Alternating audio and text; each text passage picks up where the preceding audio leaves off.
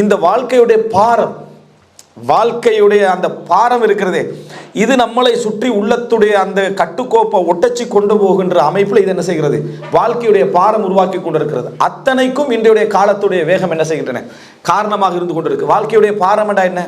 ஒரு காலத்தில் நீங்கள் வெளிநாட்டில் இருக்கிறீங்க, உங்கள்கிட்ட உதவி தேடணும்னா அவருக்கு ஒரு மாதம் போகும், லெட்டர் வரணும், லெட்டர் போகணும், விளங்கிட்டா, அதுக்கு பிறகு கன்ஃபார்ம் பண்ணணும், திருப்பி இன்னொரு லெட்டர் வரணும், அவ்வளோ இல்லை இவ்வளவு இந்த இதற்கு ஒரு 3 மாதம் ஆகிரும், இதுக்கு ஒரு 3 சம்பளம் வந்துடும், நீங்கள் ரெடியாகிருவீங்க. இப்போ அப்படி இல்லை. காலையில் போட்டால் ஈவினிங்கில் என்ன செய்யணும், அதை விடுங்க, காலையில் போட்டு லுகரில் என்ன செஞ்சிடணும், அது நடந்துடணும். நடக்காட்டி குடும்ப பகமை, நடக்கலைன்னா இருந்து கொண்டும் தாராம் இல்லை. எப்போ மெசேஜ் போட்டாய், அந்த ஊரில் காலையில் மெசேஜ் போட்டேன், இங்கே இன்னும் காலையே ஆகலை, அதுக்குள்ளே சண்டை, வணங்கிட்டா. அந்த அளவுக்கான வேகம் எந்த இப்போ அதாவது பாரத்துடைய நிலைமை என்ன, கணவன் மனைவி வைக்கிறாங்க, நீங்கள் ஆன்லைன் வந்துட்டு போய்க்கிறீங்க, ஆனால் எனக்கு ரிப்ளை பண்ணலை, சண்டை வருதா இல்லையா? எப்படி வருது? இது எந்த காலத்தில் நம்ம இருந்து கொண்டு இருக்கிறோம்? பாரம். அதான் நான் சொல்ல வரேன்டா, குடும்ப பாரம்.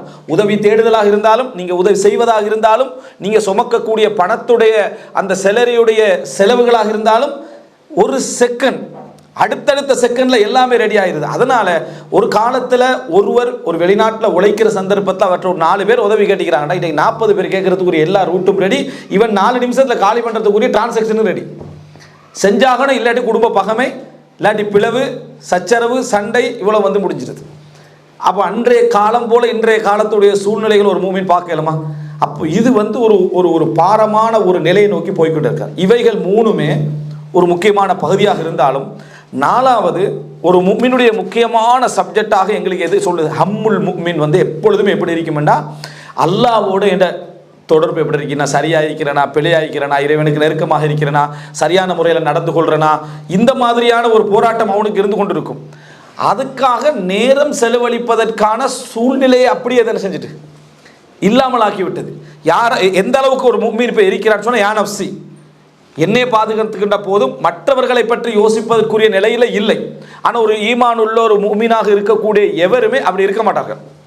ஒவ்வொரு நிமிஷமும் தன்னுடைய என்ன பிறப்பிலிருந்து என்ன கிடக்கைகளில் இருந்து ஒவ்வொரு விஷயத்துலையும் அவனோட சிந்தனைகள் என்ன செய்யும், போய்கொண்டே இருக்கும். எங்கிருந்து நினச்சி பாருங்க, நீங்கள் எங்கிருந்து அவனுடைய சிந்தனை போயிட்டு இருக்குமெண்டா, சூரா யாசீனை நம்ம படிக்கும், கொல்லப்படுறான், கொல்லப்பட்ட உடனேயே அவருக்கு சொர்க்கத்துக்கு போங்கன்னு சொல்லப்படுது. அவர் முதலாக சொன்ன வார்த்தை என்ன, யாலை த கௌமி யாலமூன், என்ற சமுதாயத்தினர்கள் இதை அறிந்து கொள்ளக்கூடாதா, இறைவன் எப்படி என்னை சொர்க்கத்துக்குள்ளே நுழைத்து கண்ணியப்படுத்தி இருக்கிறான்னு அறிந்து கொள்ளக்கூடாது. யாரை பற்றிய கவலை இது?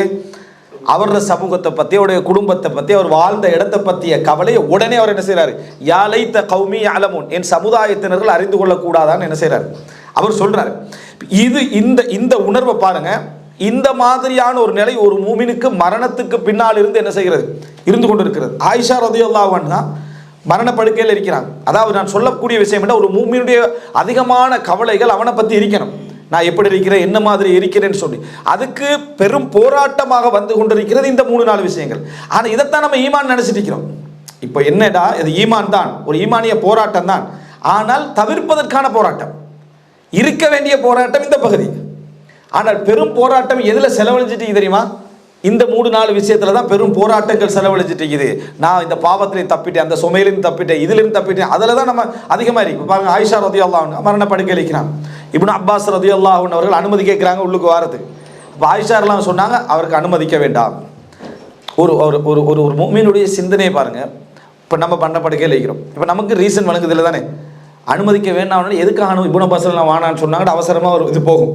பாருங்கள், ஒரு முஃமினுடைய கவலை எப்படி இருக்கணும்டா, இதுக்காக இருக்கும்னு நமக்கு யோசிக்கிறதுக்கு வேகமாக வருதில்லை, சொன்ன பின்னால் தான் நமக்கு என்ன செய்யும் வரும். இதே சண்டை சச்சரவுன்னு வைங்களேன், ஏதோ இப்போ கூட எங்களுக்கு என்ன வருது, ஏதோ பகமை இருந்தீங்க யாருக்கு, இப்னு அப்பாஸ் அவங்களுக்கும் ஆயிஷா ரலியல்லாஹுக்கும் ஏதோ ஒரு பகம். அந்த வரலாற்றில் அன்றைக்கு சிப்பின் ஜமலெல்லாம் இருந்தது தானே, அதில் ஏதாவது ஒன்று பகம், அப்படித்தான் நம்மளை இது போகுதே தவிர, ஹம்முல் முக்மீனாக ஒரு முக்மீனுடைய உலக கவலைக்கு தான் அவங்களை வந்து சேருதே தவிர மார்க்க கவலையாக என்ன செய்யதில்லை, அது வந்து சேருதில்லை. அப்போ இப்னு அப்பாஸ் நாங்கள் அனுமதி கேட்குறாங்க, அனுமதி கேட்ட உடனே அனுமதிக்க வேண்டாம்னு சொல்கிறாங்க.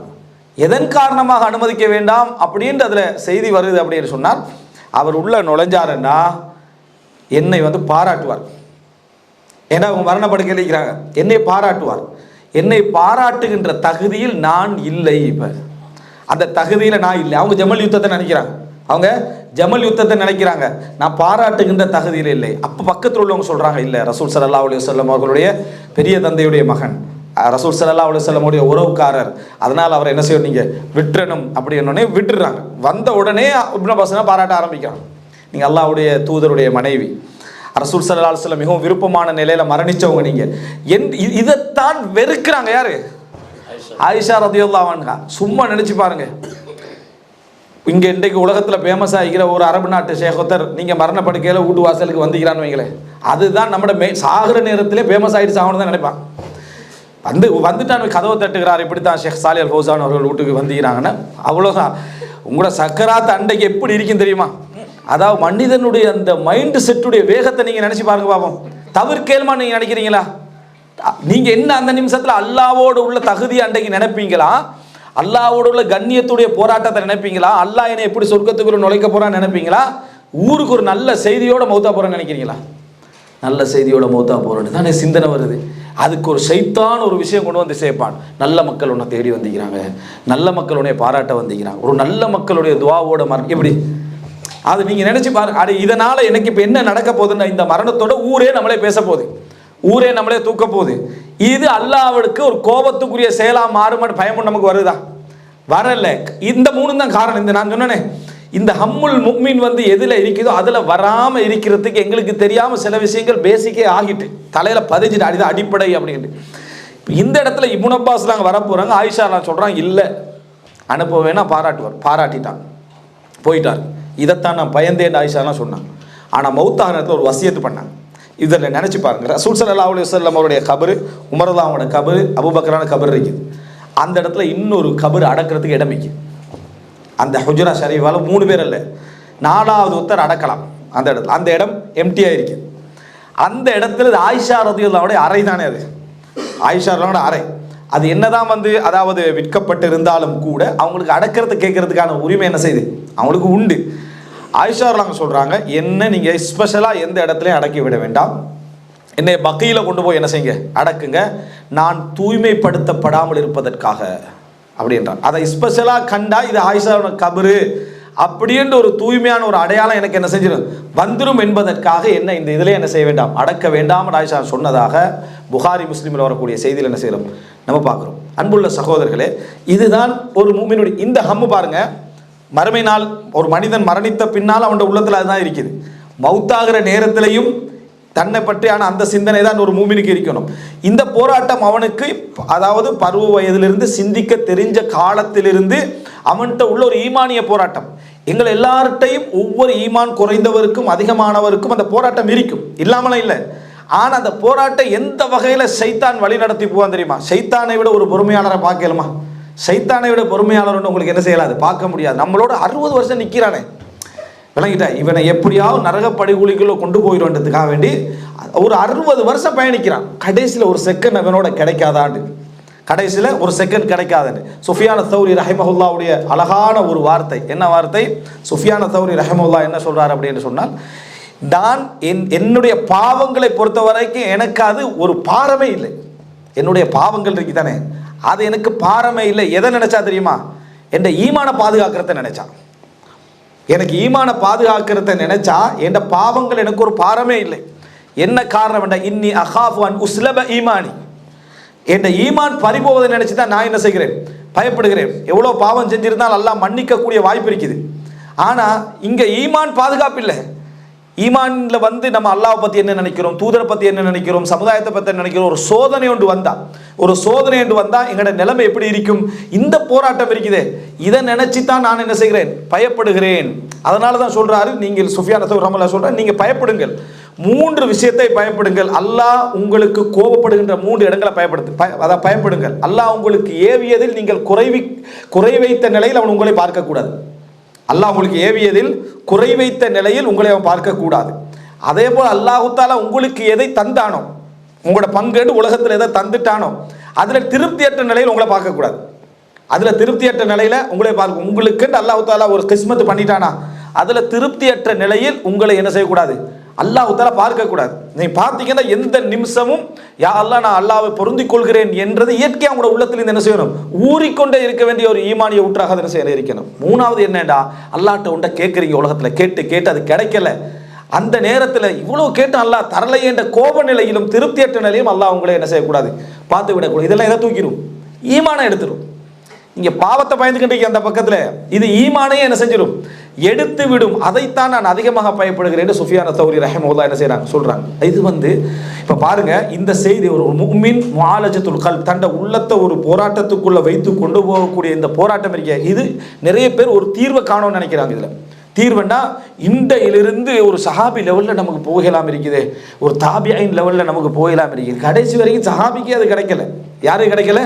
சஹாபிக்கு அது கிடைக்கல. இதில் எப்படி இருக்கணும்னா, போராட்டத்தில் தோல்வி அடையாமல், போராட்டத்துடைய வீரியம் குறையாமல், நாளுக்கு நாள் நான் கொஞ்சம் என்ன செய்யணும், கூடுதலான ஒரு நிலையில் இருக்கணும் என்ற சிந்தனையை தவிர வேறு எதுவும் என்ன செய்யக்கூடாது, அதில் இருக்கக்கூடாது. அன்புள்ள சகோதரர்களே, இதை இந்த ஹம்முல் வாழுகின்ற, அதாவது ஒரு மரணத்துக்கு பின்னாலும் ஒரு முஃமினுடைய சிந்தனை அது, வாழ்ந்து கொண்டிருக்கிற நேரத்திலும் ஒரு முஃமினுடைய சிந்தனை அது, இது ஒரு மனித, அதாவது மரணப்படுக்கைக்கு முன்னாலும் இந்த சிந்தனை அதாக இருக்கணும். சுப்ஹானல்லாஹ். சில, அதாவது ஒரு நூலுடைய தொகுப்பு எந்த அளவுக்கு என்று சொன்னால், ஒரு அறிஞர்களுடைய அந்த சிந்தனையும் போக்கும் அவங்கள்ட்ட எப்படி இருந்திருக்கு அப்படின்றத பார்க்கறதுக்கு அதாவது ஒரு முஃமினுடைய ஹம்மாக அது இருந்திருக்கு என்று சொல்றதுக்கு, தேடி போய் பார்க்க நினைத்த நேரத்தில் மரண நேரத்தில் சந்தித்த உலமாக்கல் அப்படி என்று சொல்லி ஒரு நூல். என்ன அப்படி என்று சொன்னால், ஒரு ஹதீதை கேட்கணும்னு போகிறாங்க, ஃபஸ்தக்பலஹு ஜனாஸத்துஹு, அவருடைய ஜனாஸாவை அவர் என்ன செய்கிறாரு, சந்திக்கிறார். முஹம்மது இப்னு யஹ்யா துஹ்லி, அதாவது இந்த பசராவுக்குள்ளே போகிறாரு. யாரை சந்திக்கணும், யஹ்யா இப்னு சயீத் அல் கத்தானை சந்திக்கணும் போகிறாரு. ஜனாஸா என்ன தூக்கிட்டு போகிறாங்க, அவருடைய ஜனாஸா தூக்கிட்டு போகிறாரு. அதே போல் இமாம் அஹ்மது பின் ஹம்பல் ஃபுதைல் இப்னு இயாதை சந்திக்கணும்னு சொல்லி கூஃபாக்கு போகிறாரு, ஜனாஸா வருது. சரியா? இது அதாவது ஒரு முஃமினானவர்களுடைய சிந்தனைகளில் பதியப்பட்டு அவங்க அதுக்காக பட்ட கவலை, அதுக்காக அந்த ஜனாஸால அழுத அழுகை இது வருது. நம்முடைய சிந்தனை தலைகீழா இருக்கு. நம்ம மௌத்தாவுக்குள்ள ஃபுதைல் இப்னு இயாத் வந்துடும் மட்டும் விளங்கிட்டா. நம்ம மௌத்தாகிற நேரத்தில் நம்மளை சந்திப்பதற்கு யார் வரணும், இது அதாவது எண்ணங்களுடைய தலைகீழான ஆர்வங்களும் எங்களுக்கு இதை ஏற்படுத்தினது எது தெரியுமா, இந்த நம்ம இருக்கக்கூடிய இந்த வேகமான பயணத்துடைய அந்த பாதிப்பு தான் நம்மளை இந்த இடத்துக்கு கொண்டு வந்து என்ன செய்கிறது, சேர்ந்து கொண்டிருக்கிறது. அன்புள்ள சகோதரர்களே, இது ஒரு முக்கியமான ஒரு அடிப்படை. இந்த நம்ம ஒரு, அதாவது இதுக்கு பேர் என்னன்னா முஆலஜத்துல் கல்ப்னு சொல்லுவாங்க. நம்ம முஹாசபத்துன் நஃப்ஸ்னு சொல்லுவோமே, முஹாசபத்துன் நஃப்ஸ்னா இறைவனோடு நம்ம எப்படி நடந்து கொள்கிறோம், எது நடந்து கொள்கிறோம் என்றது, அதுக்கான போராட்டம் இருக்குதே, அதுக்கு பேர் முஆலஜா. விளங்கிட்டா? அதுக்கான நம்ம நடந்து கொள்ளக்கூடிய, அது எப்படியெல்லாம் நம்ம இதயத்தை என்ன செய்கிறோம், சரி செய்து கொள்கிறோம், எப்படியெல்லாம் அந்த இதயத்தை நாம் பண்படுத்தி கொள்கிறோம் என்றதுக்காக நாங்கள் ஒவ்வொரு இடத்துல நடந்து கொண்டிருக்கக்கூடிய போராட்டத்துக்கு பேர் தான் என்ன இது.